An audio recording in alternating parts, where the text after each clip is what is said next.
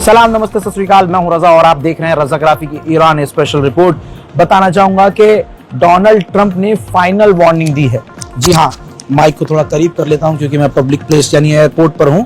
तो मैंने जैसा आपसे वादा किया था कि मैं जहां भी होऊंगा, जिस हालत में भी होऊंगा, आपको अपडेट दूंगा।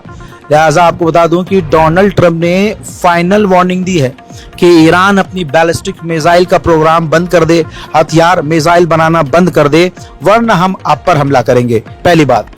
दूसरी बात यह है, रिपोर्ट आपकी स्क्रीन पर है भाई, भारी संख्या में अभी भी डिस्ट्रॉयर, अमेरिका के नेवी के डिस्ट्रॉयर लगातार ईरान को घेर रहे हैं। इतिहास में कभी भी अमेरिका ने इतनी भारी मात्रा में अपनी नौसेना को कहीं भी तैनात नहीं किया जितना इस बार एक अकेले ईरान को घेरने के लिए नेवी भेज रहा है अमेरिका। वहीं मैं आपको बता दूं कि ईरान भी रुकने और झुकने को तैयार नहीं है। उधर डोनाल्ड ट्रंप की धमकी और इधर ईरान ने अपने हथियारों को कुछ यूं गरजता हुआ दिखाया है। ये देखिए दोस्तों, जिसके अंदर दर्जनों मिसाइल और सैकड़ों मिसाइल लॉन्च होते हुए ईरान की ड्रिल, ईरान के हथियार नजर आ रहे हैं। यानी ईरान किसी भी हालत में पीछे नहीं है, अपनी पूरी ताकत से वो फाइनल वॉर के लिए तैयार है। वहीं लगातार डोनाल्ड ट्रंप ईरान को धमका रहे हैं। जहां एक तरफ ट्रंप ये कह रहे हैं कि भैया हम हमला करेंगे, वहीं दूसरी तरफ वो ईरान को डरा धमकाकर बातचीत की टेबल पर लाना चाहते हैं। आपकी स्क्रीन पर मौजूद डोनाल्ड ट्रंप का सोशल मीडिया पोस्ट है। पहले उन्होंने कहा कि ईरान बातचीत के लिए राजी हो जाए, बातचीत की टेबल पे आ जाए, और अगर ईरान ऐसा नहीं करता है तो हम खतरनाक नेवी, भारी मात्रा में नेवी, अपनी अमेरिका की फौज तेजी से पर्शिया के इलाके में, पर्शियन गल्फ में ईरान के करीब भेज रहे हैं। अगर ईरान नहीं मानेगा तो उस पर ऐसा हमला किया जाएगा कि ईरान पूरी तरह से हिल जाएगा। हजरात, वहीं ईरान रुकने को राजी नहीं है। ईरान ने बल्कि उल्टा धमकी दी है कि अफगानिस्तान और इराक की जंग में अमेरिका के 7,000 सैनिक मारे गए और $7 ट्रिलियन का अमेरिका को नुकसान हुआ। हम बातचीत करने को राजी हैं, जिद पर नहीं, घमंड पर नहीं और एक तरफा नहीं, बल्कि अगर जेन्युइन बात करना चाहता है अमेरिका तो टेबल पर आकर बात करे, लेकिन जबरदस्ती अगर हमें जंग में घसीटा तो हम ऐसा हमला करेंगे जैसा हमने कभी अपने इतिहास में नहीं किया होगा। ईरान के समर्थन में तुर्की के विदेश मंत्री ने कहा कि अमेरिका को ईरान से बात करनी चाहिए क्योंकि ईरान बातचीत करने के लिए राजी है। ईरान के साथ एक एक करके डील करनी चाहिए। ऐसा नहीं होना चाहिए कि ईरान को अमेरिका, यानी हमारे दोस्त, ये वर्ड यूज किया है कि ऐसा नहीं होना चाहिए कि अमेरिका हमारे दोस्त को ह्यूमिलेट करे। जंग नहीं चाहता ईरान, बातचीत के लिए राजी है, तो एक एक करके अमेरिका ईरान से डील करे। बैकडोर से ईरान और अमेरिका की बातचीत भी चल रही थी, लेकिन मामला बिगड़ गया है। बातचीत पूरी तरह से बंद हो चुकी है। कहा जा रहा है कोई सॉल्यूशन नहीं निकला है। इसी वजह से यह मामला जंग की तरफ और आगे बढ़ गया है। वहीं आपको बता दूं कि एक ईरानी शख्स पर जासूसी का इल्जाम था कि ये मोसाद के लिए जासूसी कर रहे थे। दोस्तों, ईरान ने उस व्यक्ति को, जासूस को, फांसी पर लटका दिया है। यानी ये भी ट्रंप की बात झूठी साबित हो गई कि अमेरिका के डर से अब ईरान फांसी नहीं दे रहा है, बल्कि ईरान ने पिछले 24 घंटे में एक व्यक्ति को लटका दिया है। जहां एक तरफ तुर्की अपने आप को ईरान का साथी, ईरान का दोस्त बता रहा है, वहां पर कई ऐसी हरकतें कर दे रहा है कि तुर्की पर आंख बंद करके भरोसा आज भी करना नामुमकिन है। बताना चाहूंगा कि तुर्की ने अपने ही मुल्क से 4 से 5 ऐसे लोगों को गिरफ्तार किया है जो ईरान के लिए तुर्की के अंदर नेटो के बेस की जासूसी कर रहे थे। ईरान के विदेश मंत्री ने डोनाल्ड ट्रंप के मुंह में थूक दिया है और कहा कि हमने अमेरिका से बातचीत की कोई रिक्वेस्ट नहीं की है और हम मीडिएटर्स के साथ टच में हैं, लेकिन अभी तक हमें कोई ऑफर नहीं मिला है और फिलहाल अमेरिका से कोई बातचीत नहीं हो रही है। هیچ درخواستی هم برای مذاکره از سوی ما ارائه نشده.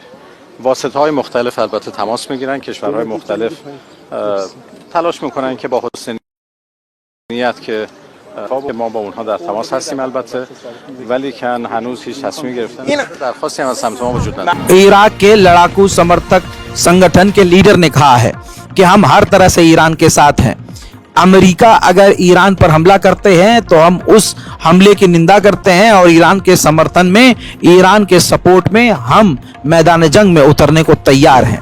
उधर ईरान जो है किसी भी हालत में नरमी का इस्तेमाल कर ही नहीं रहा है इस बार, बल्कि ईरान ने कह दिया है कि तमाम लोगों को अच्छे से मालूम है, बेहतरीन तरीके से हमारे आसपास के लोगों को मालूम है, हमारे पड़ोसी देशों को मालूम है कि अगर उनकी जमीन का इस्तेमाल हमारे खिलाफ किया गया तो हम उनके देश पर हमला करेंगे।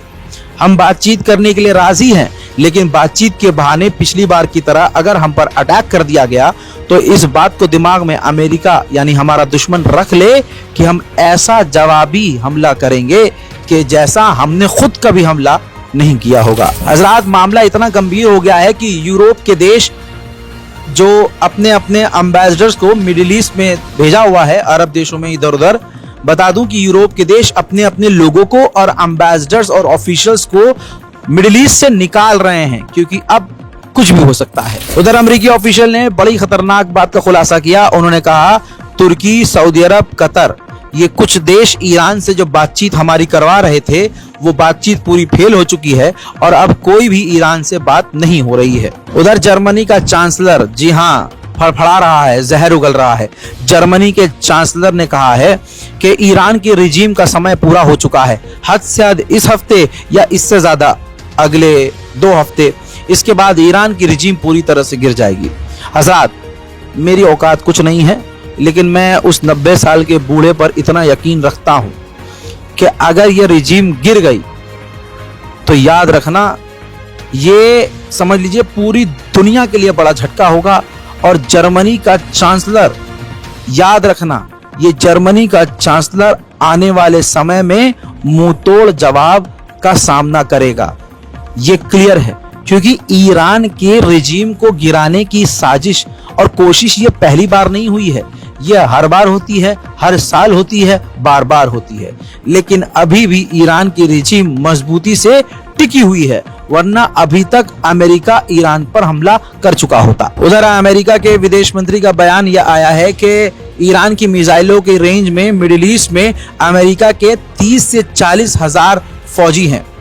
उनकी जान की सुरक्षा के लिए, उनकी रक्षा के लिए यह हो सकता है कि हम ही ईरान के ऊपर पहले हमला करें। अमेरिका के जो बयान है अभी भी अमेरिका के विदेश मंत्री के, उससे दिख रहा है कि अभी भी हाथ कांप रहा है ईरान पर हमला करने के लिए। दोस्तों, ईरान पर बयान देते हुए अमेरिकी विदेश मंत्री ने कहा कि ईरान की रिजीम इतनी कमजोर है कि दोबारा प्रदर्शन हो सकता है और ईरान के हालात बिगड़ सकते हैं। यानी अभी भी अमेरिका सोच रहा है कि हम डायरेक्ट हमला ना करें और कुछ ऐसा हो जाए कि ईरान की गवर्नमेंट अपने आप गिर जाए। उधर ईरान ने फिर से कंफर्म किया है कि हमारी फौज रिटेलिएशन के लिए, जंग के लिए अमेरिका से तैयार है और हमारी फिंगर ट्रिगर पर है। हजरात मोहतरम, सबसे बड़ी बात जान लीजिए, ईरान के सुप्रीम लीडर के एडवाइजर अली शमखानी ने बड़ी बात कही है, ध्यान से सुनिएगा। उन्होंने साफ कह दिया है कि ये सब बकवास है, छोटी स्ट्राइक, बड़ी स्ट्राइक, कोई भी अगर अमेरिका ने ईरान के खिलाफ कोई भी स्ट्राइक किया, कोई भी हमला किया, तो हम पूरी ताकत से तेल अवीव को यानी इजराइल को निशाना बनाएंगे। सिर्फ इजराइल को नहीं, हम अमेरिका के बेस को भी निशाना बनाएंगे और बड़े हमले करेंगे। इस बार हम फाइनल वॉर में हैं। हजरात, इसके बाद आप समझ सकते हैं कि हालात कितने खराब हैं। फिलहाल के लिए इस रिपोर्ट में इतना ही। बहुत जल्द लौटूंगा और भी बड़ी जानकारियों के साथ। तब तक के लिए जय हिंद, वस्सलाम।